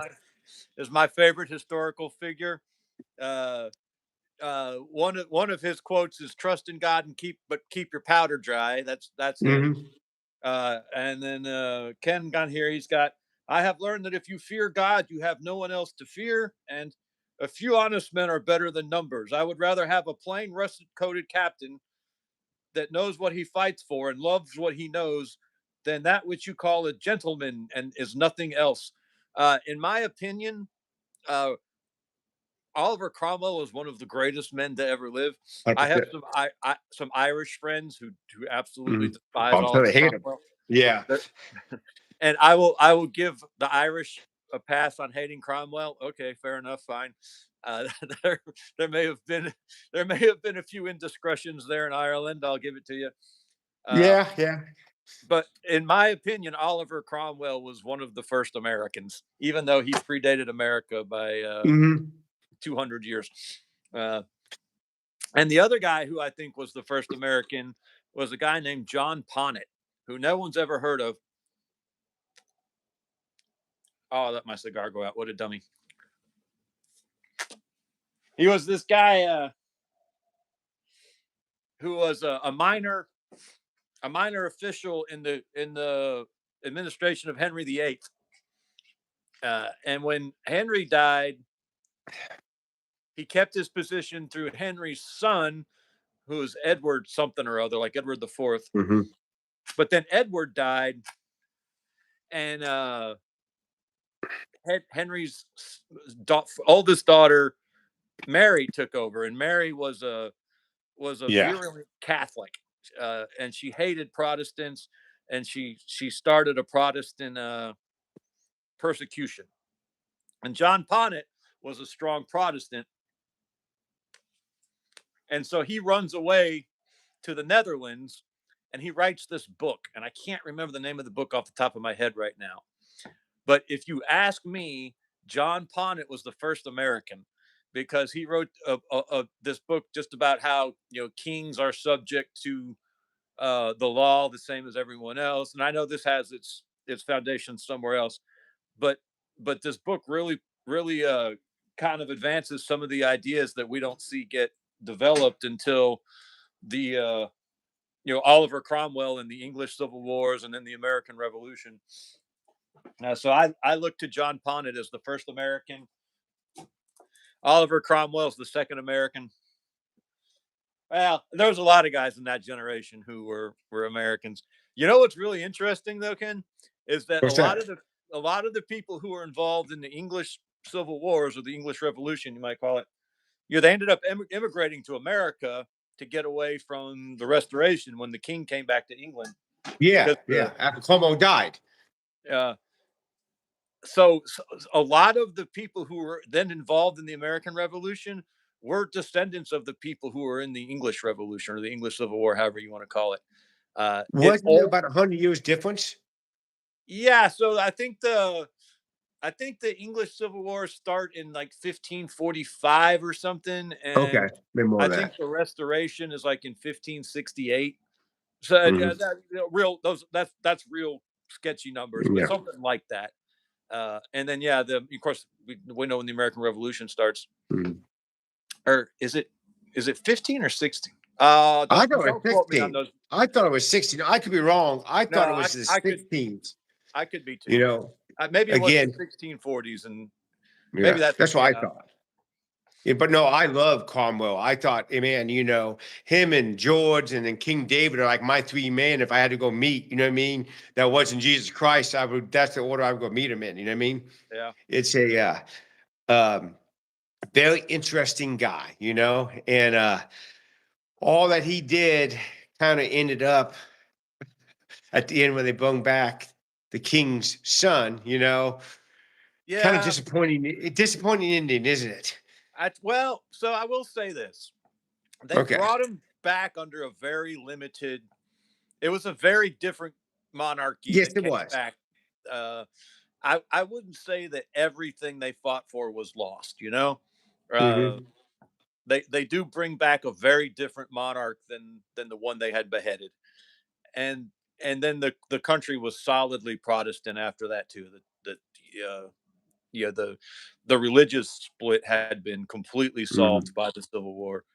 Yeah. Uh, Okay, the, wasn't was it King Charles the Second? His wife. That's who they beheaded, wasn't it? King Charles the Second. so, Cromwell beheaded him, wasn't it? Well, I believe they beheaded Charles the First, and then Charles Charles first. the Okay. Second came back. His son Okay. came Charles second. back. Okay. Yeah, But wasn't his wife a big Catholic? yeah, yeah, That's what I thought. yeah. So all the Stuarts really were secretly Catholic because Mhm. the mother was so James. I'm going to get some of this wrong, so forgive me. So James, I believe it was James the Second, was the father of Charles the First, and James the Second was pretty solidly Protestant, but his wife was extremely Catholic. She was a French princess, uh, Mm. and so she raised her kids to be uh, pretty sympathetic to the Catholic Church. Charles the First himself wasn't really a Catholic, but his son Charles the Second was very sympathetic to Okay. Catholicism, and then his brother was just a straight up Catholic, and then so he actually got deposed in what they called the Glorious Revolution, and that was definitely when the monarchy changed 100% forever, and I believe they bring in I think it was William and Mary.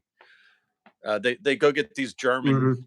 these German Protestants to take over. So yeah, I would say that yeah, the English Republic died, and that was disappointing. But I don't think the English Civil Wars were a failure. I think Cromwell succeeded. I think Okay.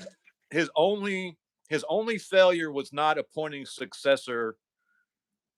And I think even if he'd appointed a successor, it might have still lasted. His Well, he- didn't he do his son? so they claim he did his son. They Okay. claim that the last thing he said before he died was that he wanted his Hmm. son to be his successor. The problem is no one heard it. It was literally it would have been his dying breath.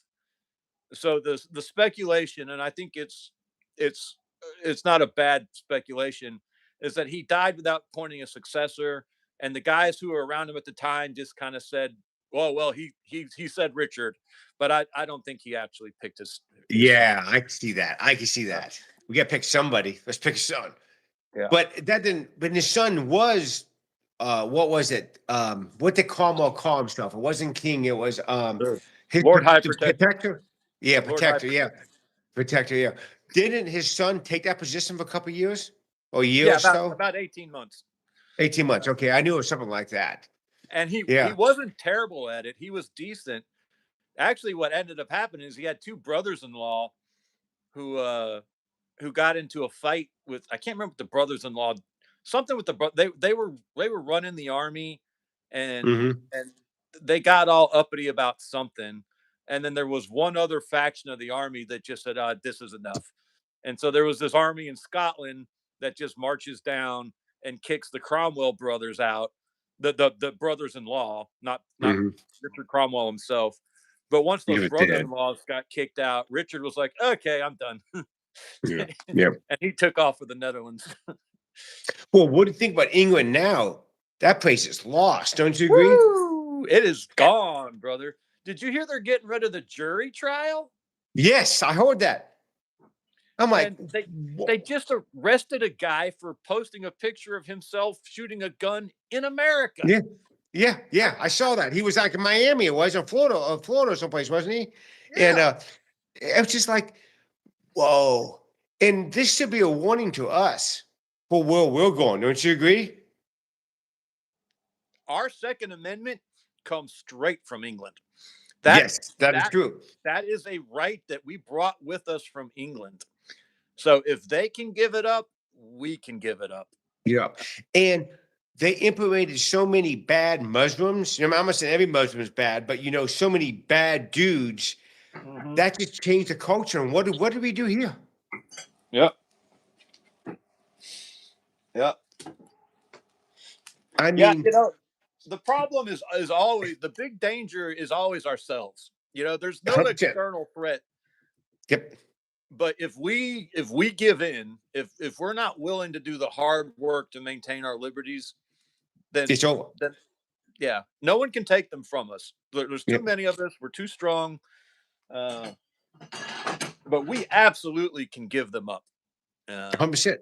especially if we're not following God or some type of religious background. I mean, or some type of morals to base ourselves off. Like I try to tell people, I think if we just went back to like Jesus' greatest commandments, love God of all your heart, love your neighbor as yourself, the 10 commandments, and then the 10 Bill of Rights. If we can try to practice this for our society, how much better will we be as a society?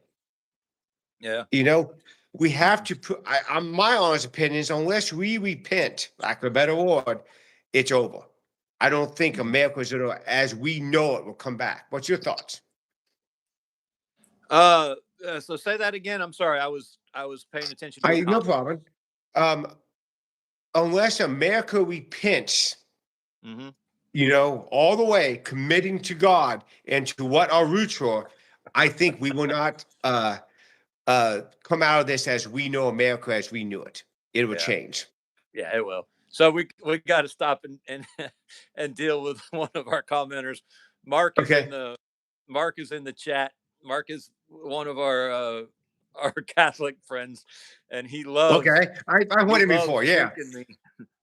He says that I think his our rights were lost because of Protestantism. Maybe I'm not 100% if he was talking about England's rights were lost because of Protestantism, or American rights are going to be lost because of Protestantism. Uh, but Mark is gleefully laughing right now because he got to get a jab in at the Protestants. All right, Exodus 3:65 says, "I grew up religious Christian, but never in my life have I ever read that you would take part in your own judgment." Exodus 3:65. I so judgment is for your actions. So you're being judged for your actions. So I don't know when you say take part in your. Okay, so yeah, you're saying that we would. Yeah, I think that's part and parcel of the idea of judgment is that you would be judged for your actions, and like your own actions would actually be the judgment. I mean, unrighteousness breeds unrighteousness, and unrighteousness is its judgment in and of itself. I don't want to get too. I don't know that I can ground that too much in scripture, but I don't think anyone would. Yeah, it would be like. What would be a good example? Being a thief. Part of the judgment of being a thief is that you're a thief. The sin is in its own way a judgment. We would have to try to develop that idea a little bit more. Yeah, there'll be anchors, there'll be penalties that will come upon being a thief in your lifestyle, who you deal with, how it impacts you. You know what I mean? It would definitely be a lot of anchors you have to drag through life. Just as any major sin that you take apart in a regular basis. You know what I mean? We tend to underestimate sin a lot and how it impacts our lives. You agree? So let's deal with this. Let's deal with this comment from Costanza 2014.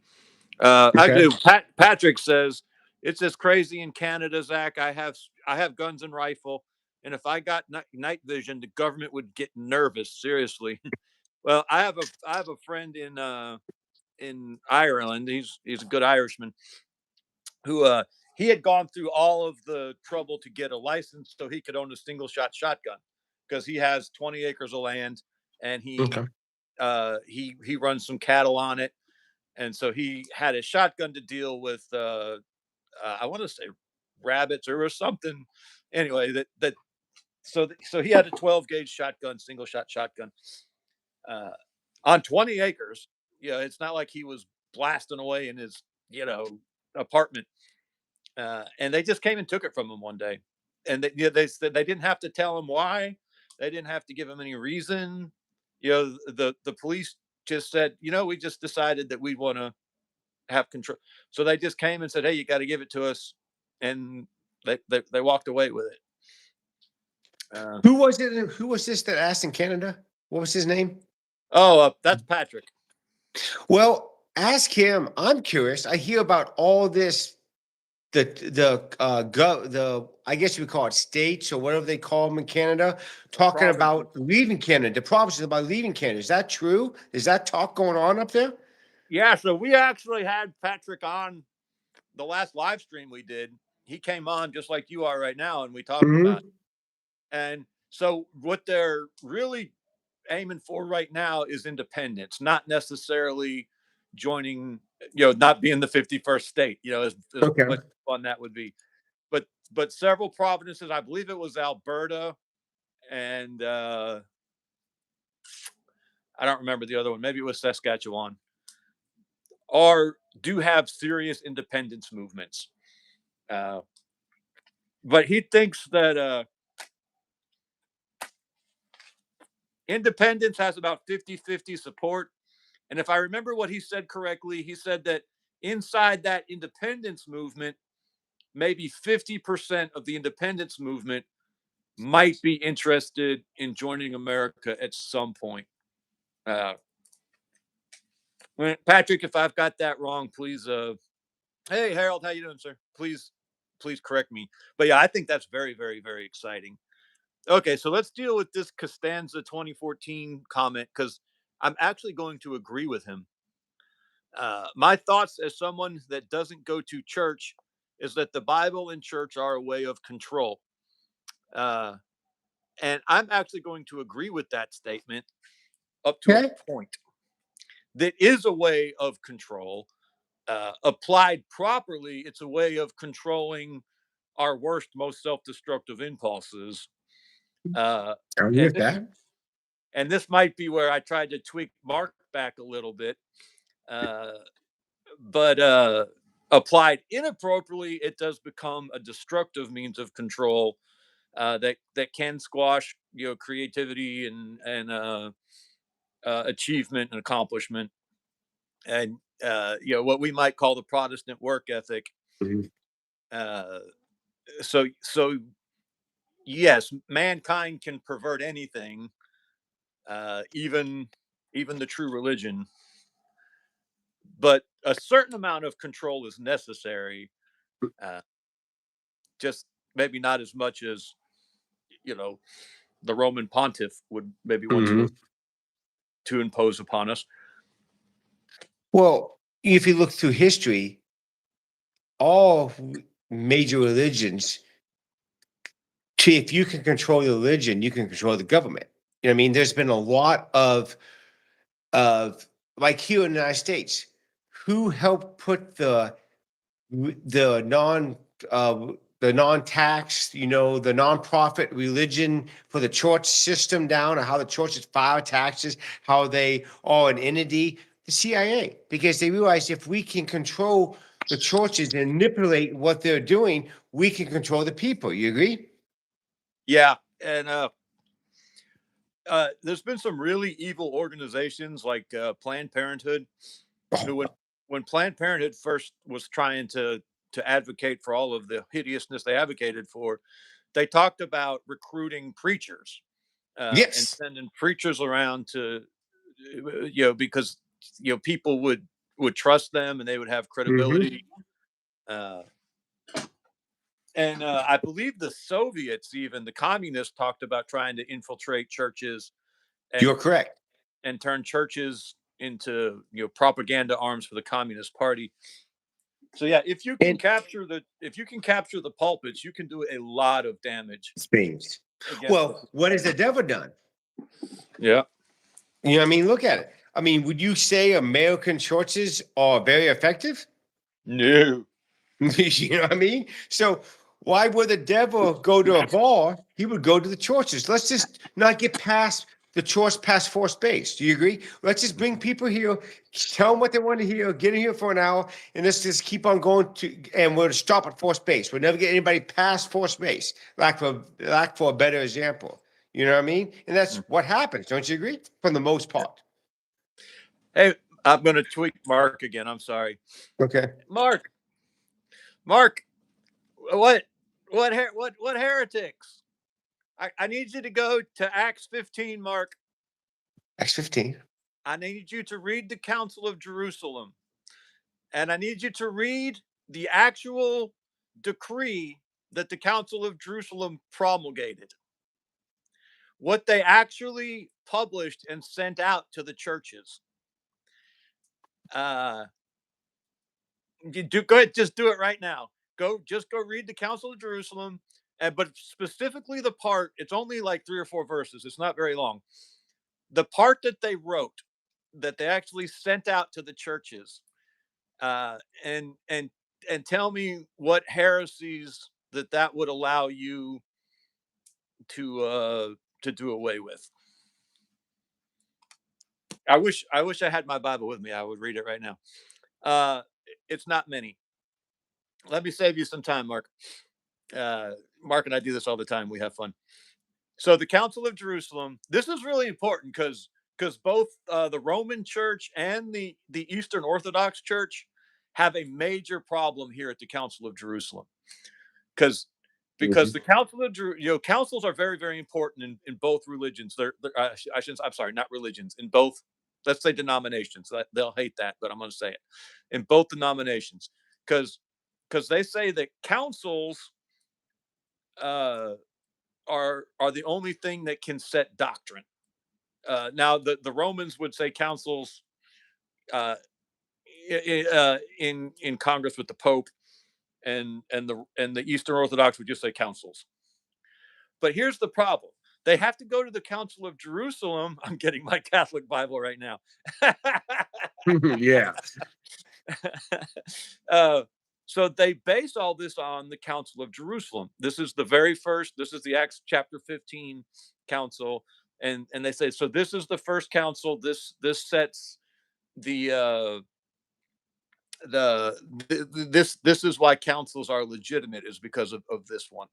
But this council says something that I think is very, very difficult for both Rome and the East, the Greek Orthodox, because it says that the apostles, inspired by the Holy Spirit, and these apostles are Peter, i.e. Pope Peter, allegedly Pope Peter, and James and Paul himself, so the big three, inspired by the Holy Spirit, found it good that no one lay any more burdens on the Gentile believers than these necessary things. That no one could lay any more burdens on Gentile believers than these necessary things. And then they list out the necessary things. And it's abstain from sexual immorality, do not eat blood, animals with the blood in it, and food sacrificed to idols. So if you believe that the Council of Jerusalem is an infallible council,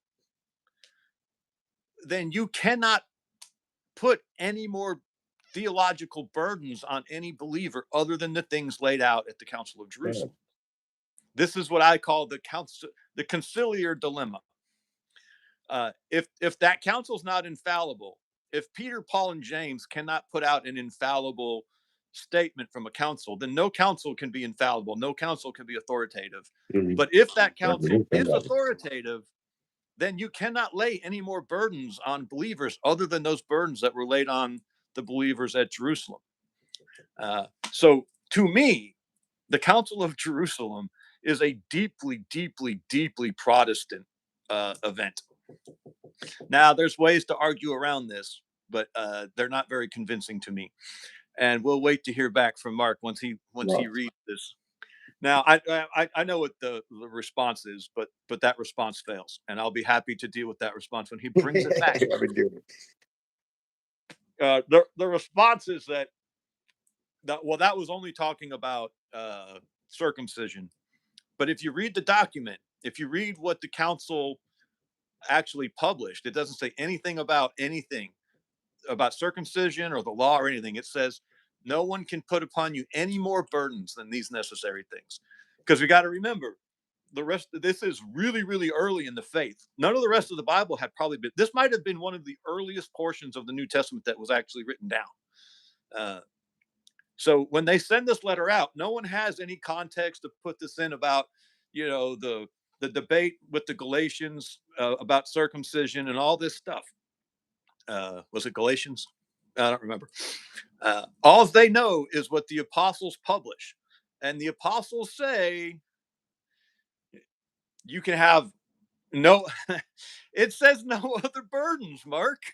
How is that partial, brother? It says no other burdens. You didn't write the book.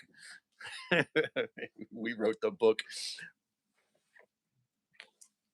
That's good stuff.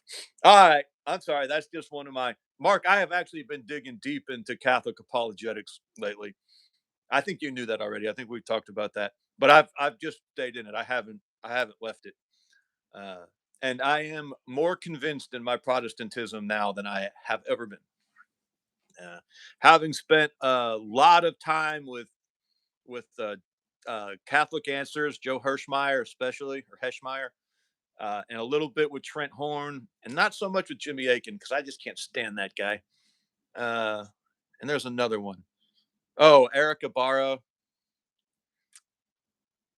There's been a few others, and then a bunch of other smaller guys who most of them are just morons, and I just listen to them because they make me feel smart. Uh, I have not listened to Jay Dyer. I believe he's an Orthodox.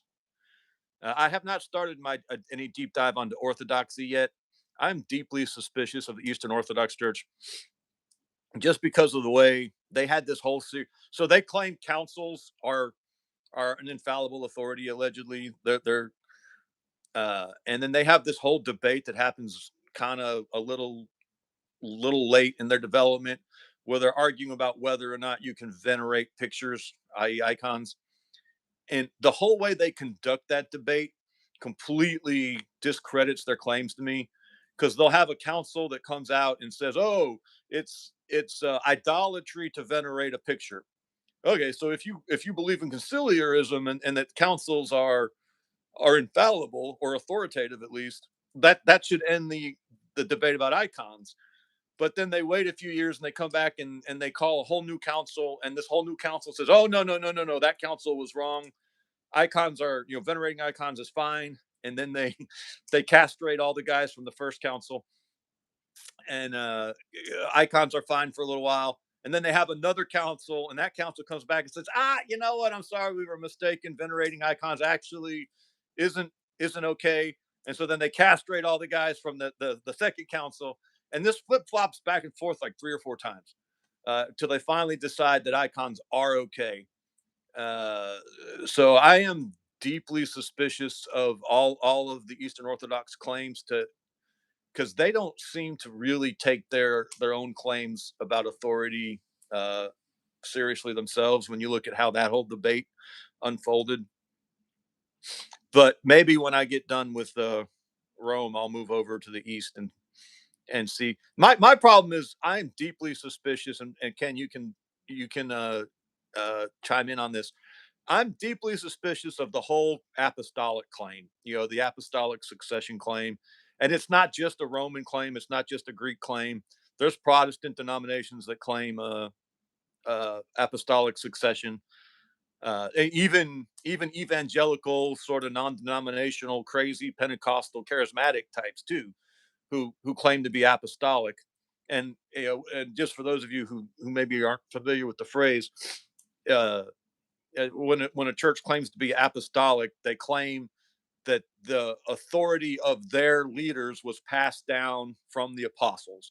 So, Peter had a successor, and that successor had a successor, and that successor had a successor. Or they might believe in a new apostolic appointment, uh, but they believe that there's people in their hierarchy that have a special, uh, Rome uses the word charism, I think, a special call to a higher level of leadership that puts them on par with the apostles. And I am deeply, deeply, deeply suspicious of all these claims. I think apostle was it was just a unique office for Yes, those I agree. people who were called. I'm not a dispensationalist though. Uh, God, I did it again. So it is possible, like Paul gets called to be an apostle by Christ after Christ's ascension into heaven. Hmm. So in theory, my theology allows for there to be new apostles, but I am deeply suspicious. I mean, it would have to be a really solid claim, you know. Uh, so, and any church, you know, high church, low church, anyone who claims to have apostles, I'm deeply suspicious. Not impossible, highly unlikely. And then my other problem with Rome is just, yeah, it seems pretty clear to me that Paul lays out in Ephesians, I believe it's 5, that bishops and presbyters, what Rome would call priests, they're required to have wives and they're required to have children, and I just don't see a way around that. So, anyway, well, why are we reviewing messages? Who said what? I've got this message is held for review. Uh, Oh, okay. So Exodus 365 says, "I totally apologize for bringing up my near death experience." I don't know why YouTube hid that Exodus 365. I'm going to read it out here so everyone hears it. Uh, uh, I don't see anything wrong with the comment, but they held it for review for whatever reason. I don't know why. Uh, so let's catch up with some of these comments. Oh, did you want to talk about the apostle thing, Ken? Well, you know, I'm with you on that. I think it died off with the original, because what did like Hebrews and First Corinthians saying, we're the temple, we're the priest, Christ is the high priest. You know what I mean? I don't really see where it's saying that we're going to rise people above into these high states that I just can't connect the dots that God's going to give you all this to go do all this. Well, I guess like you said, it's possible because you said like it happened, but how does it happen now? I mean, we're supposed to we are barely getting people past force based on understanding the Bible.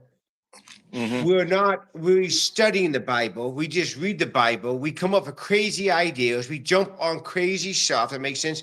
To be a good witness, as we're called in Acts 1 and stuff, is we need to know the Bible because we're called to be disciples, So we should have a good walking knowledge of the Bible. And we are the priests. We are the temple. Christ is the high priest. So in my hillbilly simple mind of studying the Bible, more or less of a Baptist, again with you, I have a hard time taking the glory from God to go put to this man saying that he can do all this and he's an apostle. That makes sense?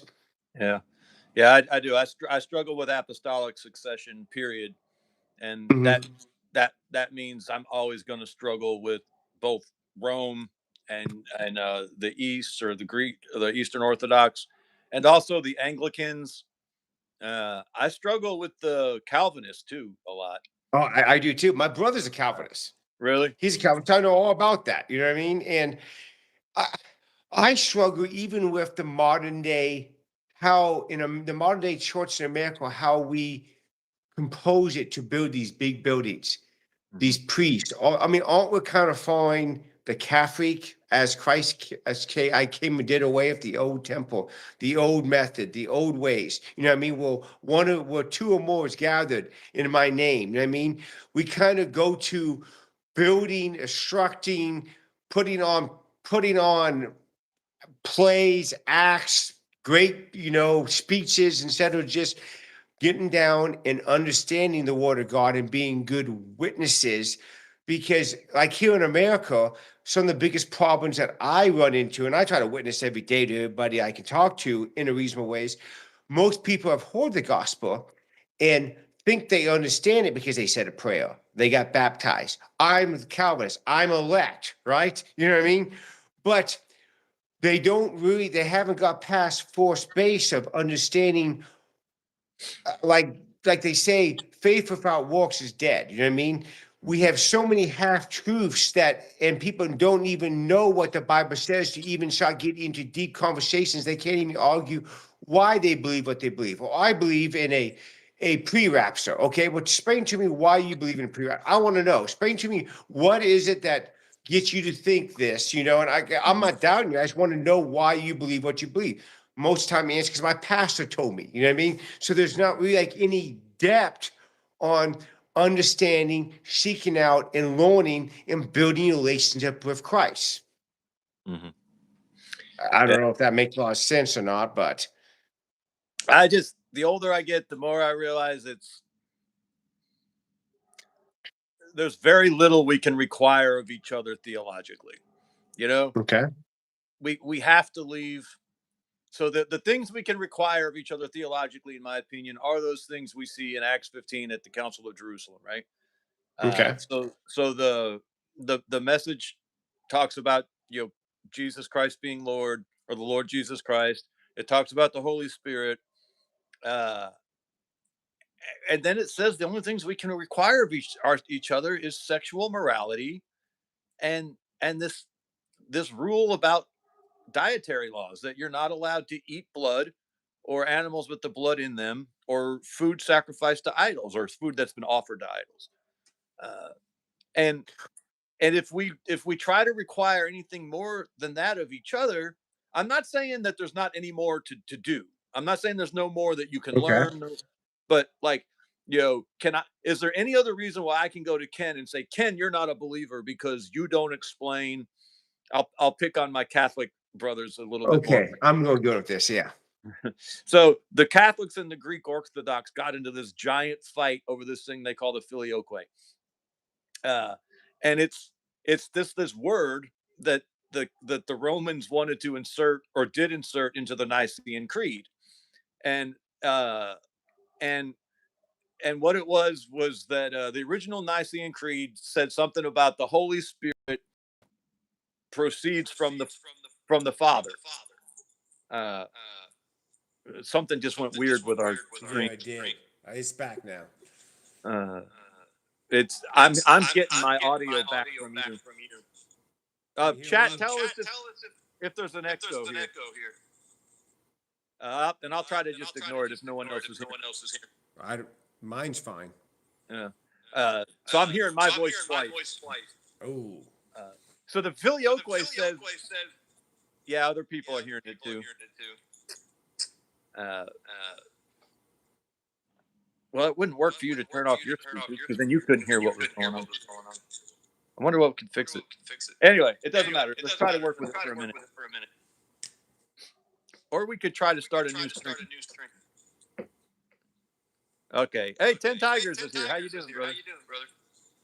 I tell you what, let's do this. Let's dump this stream, and then we'll start a new one and see if we get rid of this echo. So Ken, I'll send you a whole new link. Okay. Can you come back, or do you need to go?